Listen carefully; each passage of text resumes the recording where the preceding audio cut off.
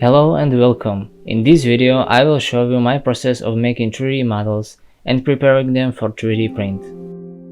I wanted to make this video for a long time to see how much I advanced from the beginning of my 3D sculpting journey. As you can see from the preview, I will focus on basics and sculpting in Blender. No additional plugins needed. Since I'm currently into Dark Souls, let's start with a very easy to beat enemy called Poisonhorn bug, or Poison Beetle. So I usually start with a concept art, but sometimes it's better to redraw the character by yourself. Because when I draw the character, I automatically start with the shape and I add details where I need to. This will help me decide where I need to start, from the smallest detail or even the big pieces. But since I already found the highly detailed concept art of this creature, let's look at the shape and design choices that need to be translated into a printable model. So right from the start I can see this bell shape with a curve right above the head. I'm going to make a low poly model of this little bug from a box and I'll add a simple ball. I'm going to reshape this ball to make that bell shape and I'll add another ball and flatten it to create another top carapace piece. I'm using subdivide because it allows me to have a really low poly count while giving me an idea of what it will look like at the end. That's why I turn it off and on so much. I'm always aiming to get the shape just right as much as I can. It's better to make adjustments here at the start than at the end. With this project I didn't turn on the symmetry because I thought that it will make the model look more organic. If you are starting out, symmetry is really useful, so turn it on, it will make it easier for you.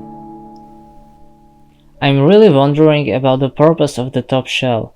Is it a breathing apparatus, or maybe the bug burrows itself to the ground and that part allows it to sense the environment? Or it's just releasing poison while it sleeps? Whatever, I'll adjust the shape and just move on. So the shell is done, let's continue with the abdomen. The concept shows pointy abdomen and two pieces of something sharp. I'm not sure if it is sting or simple sensors like antennae, but I'll do it anyway. There may be some details that I skip on purpose because they are hard to print, or even if they print, they can break easily, so I'll just skip them. You can see me improvising here. I'm trying to figure out a better way to make these stings look more natural, but I'll figure out at the end what exactly I want to do with the stingers. I jumped right to the hardest part of the creation process, the head.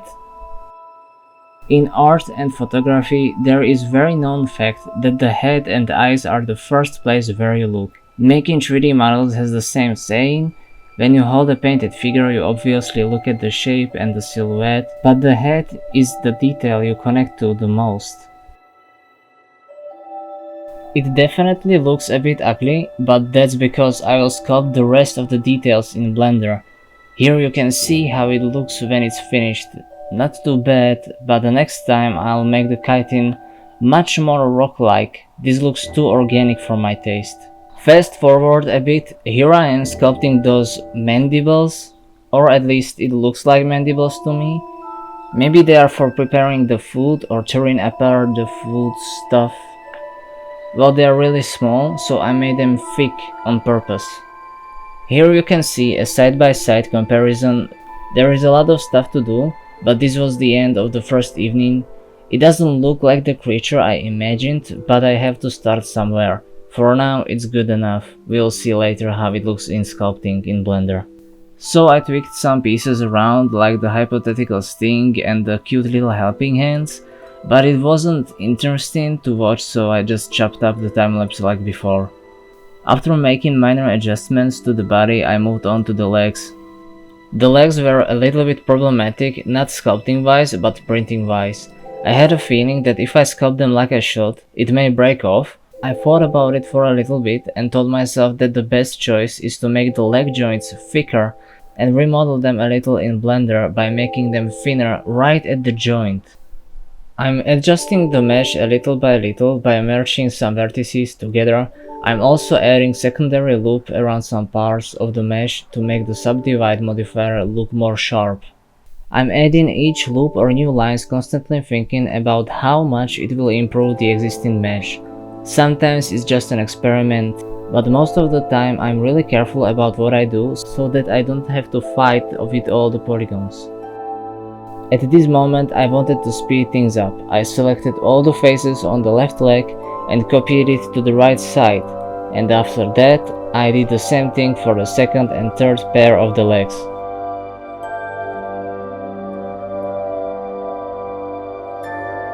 So the legs are finally done after eternity, and now the easy part, wings. The beetle, or the bug if you will, has these little wings under the shell, and I decided to connect them to the body to make it easier to print and obviously to make it less prone to breaking.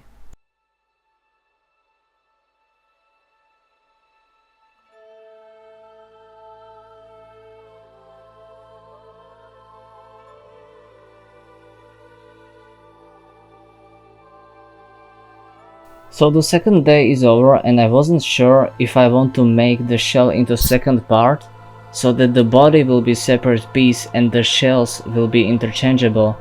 I just decided that the model isn't worthy of the fact that it should be painted in subassemblies, so I merged the top and the body together. While creating models in 3D, I always doubt that they will look good when they are printed. It's the same feeling like when I'm painting the figure, just looks ugly 90% of the time, and the last 10% of the process looks really stunning. So every time I export the file and put it in Blender, I get my hopes up that the model will look good. This insect model is not the only one I made up until now. I have already made a few other insects, so I'm using the same strategies that I learned in the past.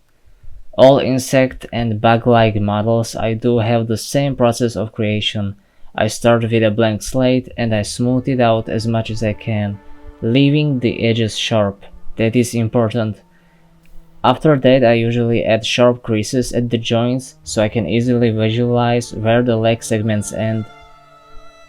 If there is a blank space between details, I wait until the end and I add different textures in the place. I will mention this again when I get to it.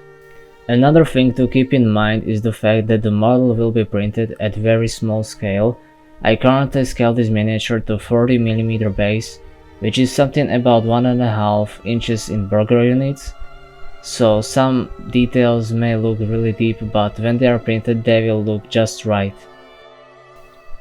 I'm also inflating and deflating certain parts of the model that I think they may break easily, like the pincers, the legs and the stingers.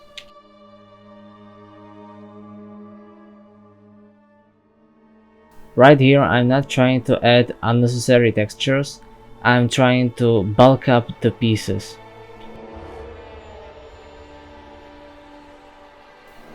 Here are the sharp creases I mentioned a moment ago. This is a compromise I'm really happy with. It worked before and it makes that part of the model much stronger than if I would do it anatomically correct.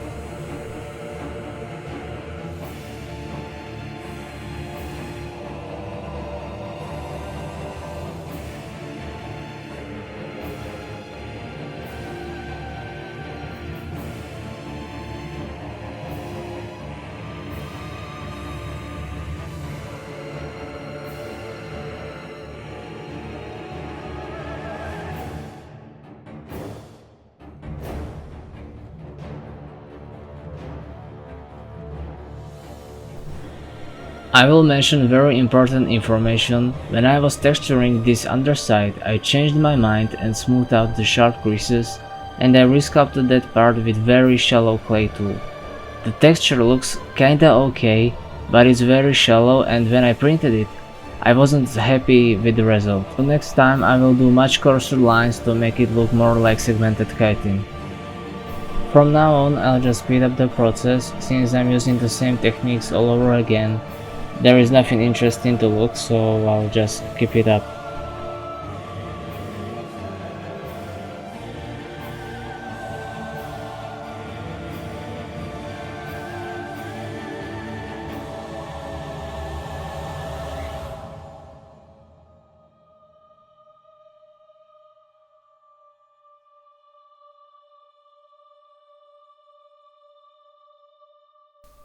This sculpting process is pretty much self-explanatory. I'm trying to match the crevices with the concept art.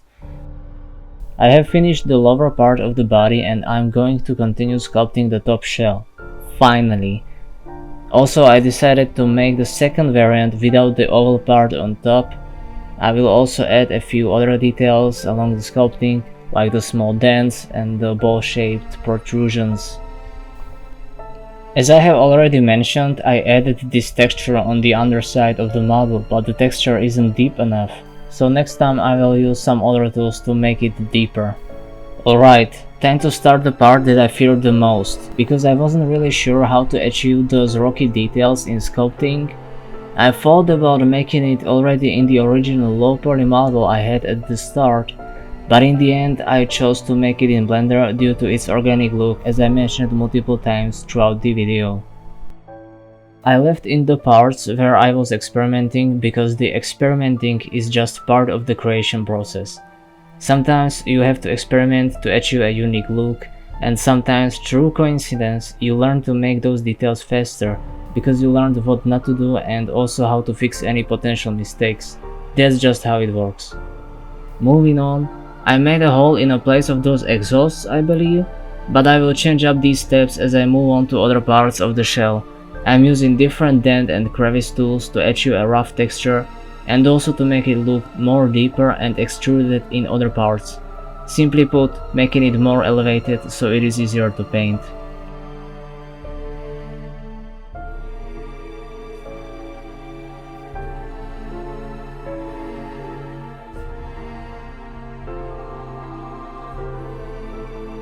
Now I'm doing the second exhaust. It's much easier and faster this time, and right after that I'm going back to the lower extrusion under the shell to make it ripped so it's the same look as the stomach innards. I will use this technique next time when I'll be doing intestines.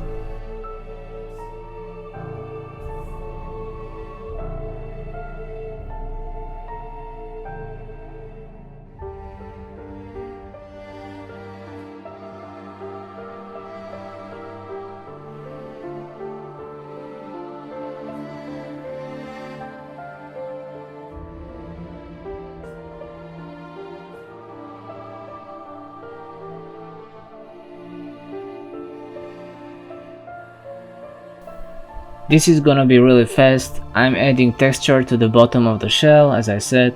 It will help with painting the miniature. I don't want to dry brush everything, so I guess I'll try simple layering techniques, and that's just for another video. This is not something I'm happy with. The big crevice looks a bit ugly, but I wanted to make this miniature have a big cut in the shell, almost as if the bug was fighting something and got damaged, and after some time the new chitin grew over the damaged part. I will try to add some light effects, but maybe I'll just paint it as is with the layering techniques I mentioned.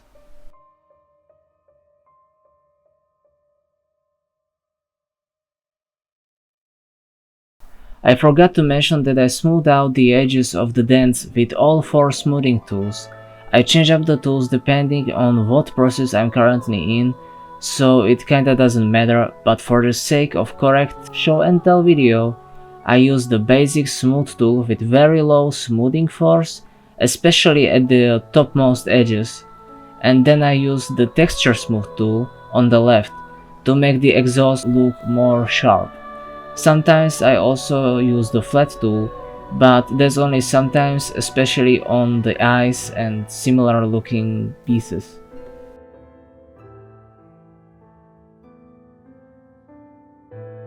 I also tried using different cloth tools, but the only one that had a big advantage is the basic button push one, where I just pointed to the middle of the exhaust holes and drag a little bit from side to side. If I was in a hurry, it would help me a lot, but I got so used to making it the old way that I just refused to make it with the cloth tools. I only used them for textures at the end because I wanted to fill up the blank space. That's just a thing I always do. I'm not leaving a part of the model untouched. I just have to use the textures, and even on the eyes, if you remember, I kinda smoothed out the eyes with the flat tool. It's just in my nature. I'm not sure if it's a bad habit or just doing the work properly. I'm not sure. Don't worry, I'll shut up for now.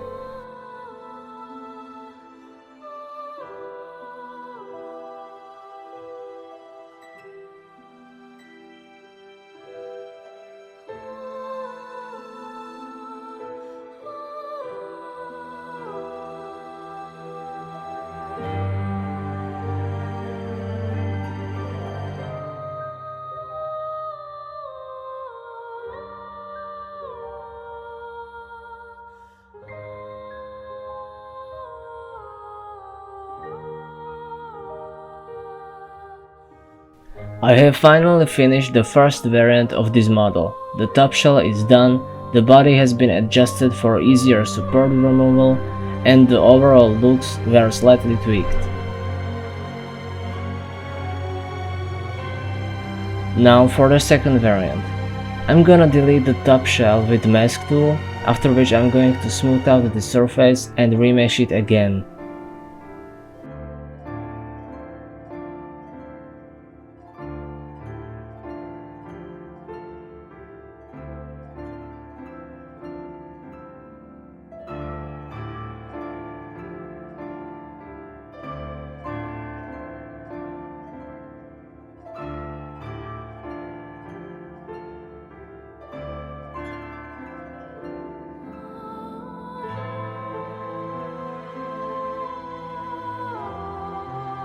Here I am checking how the shell looks from the sides. I've wondered if there should be a flat top or just a simple smooth or scratched surface, but I decided to put there a big hole similar to the other exhaust ports.